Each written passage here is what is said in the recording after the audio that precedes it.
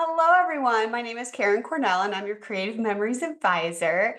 And I haven't been able to make a video because I've been, busy with hosting my big Croptoberfest event and a really big holiday open house and several crops at my house. And it's just been busy and life has been busy. And that's basically the kind of scrapbook advisor I am. I'm all about building a community and I love my scrapbooking peeps. I just love them. And I love my family. So it's just sometimes I can't get on here to make a video and it's okay. And I just forgive myself. So if you're kind of that kind of scrapbooker where you're like, I can do a lot and I can juggle a lot.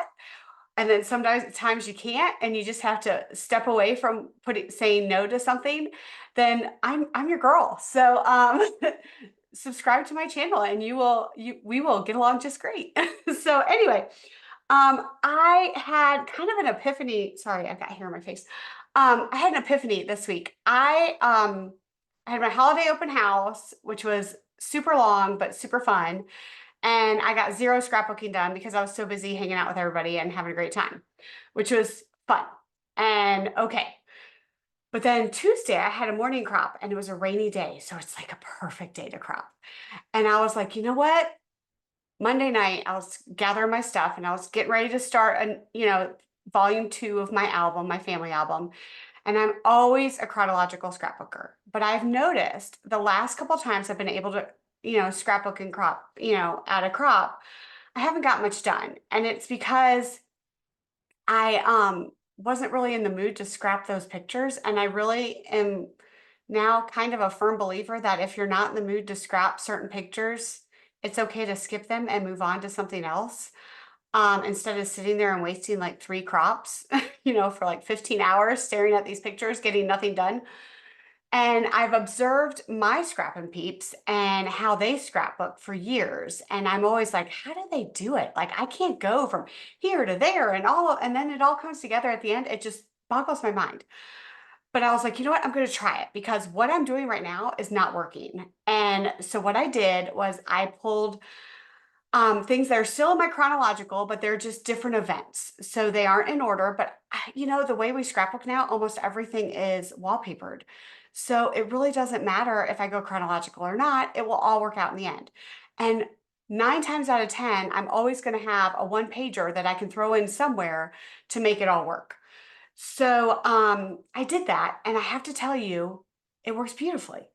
And I changed what I did. So I'm going to kind of switch my camera and tell you, I had an event. It was a family event.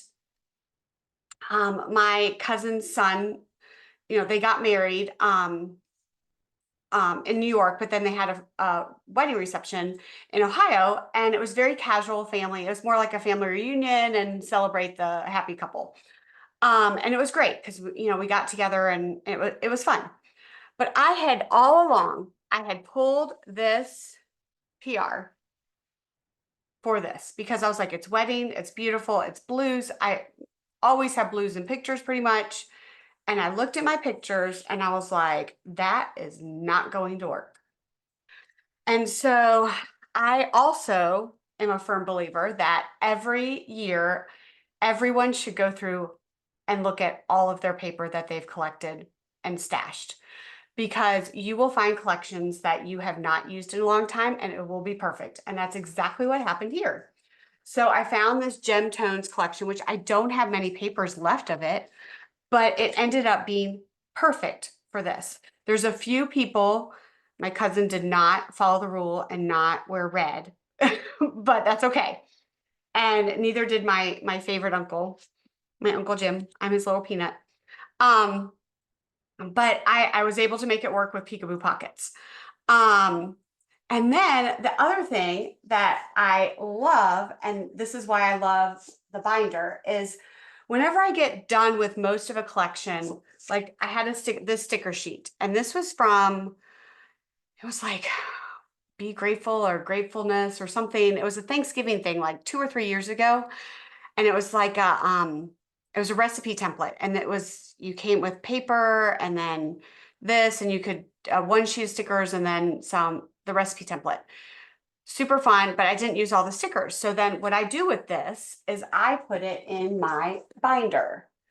And that's where I find, this is where I put all the extra pieces that I have from different things. And I am going to redo this and do it by color eventually. That's my next to-do list. But I have it all in here. So I have different embellishments and everything. And then I had these stickers. So I had these stickers and they were sitting back here. And I was like, you know what? This is gonna work. Oh, and I should use those too.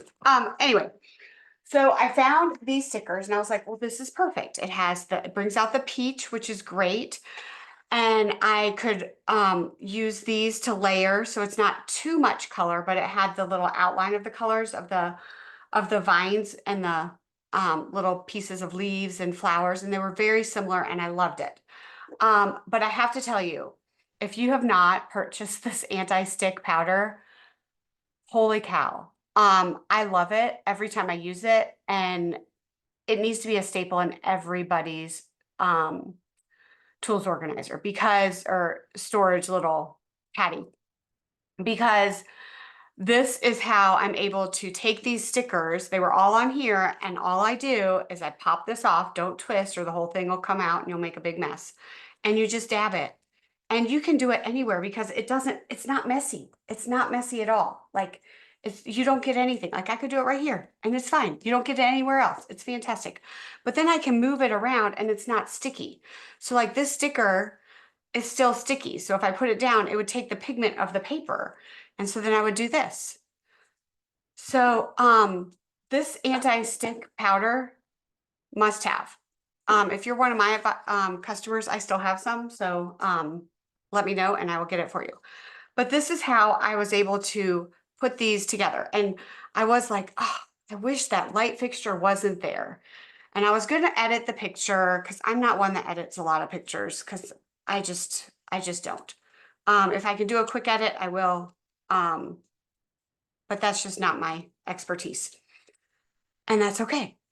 But then I was like, you know what? I'm just going to cover it up with embellishments and it's going to be beautiful. And so then I can do that. You just use your repo or your adhesive normally and put it back on, and then you can have it done. But I was able to use, so this was from a spring collection and it works great here. Then I was able over here to add this little cluster right here. Let me slide this over so you can see it. I can add that cluster right there. And then this is just the Vintage Chic PR. And I just did it with these papers and it worked beautifully. So I have to tell you, these are the things that I realized when I'm preparing to scrapbook now. I'm going to do this from now on. I'm going to pick like 3 things to do when I have a 5-hour crop. Grab the papers by going through all of my collection.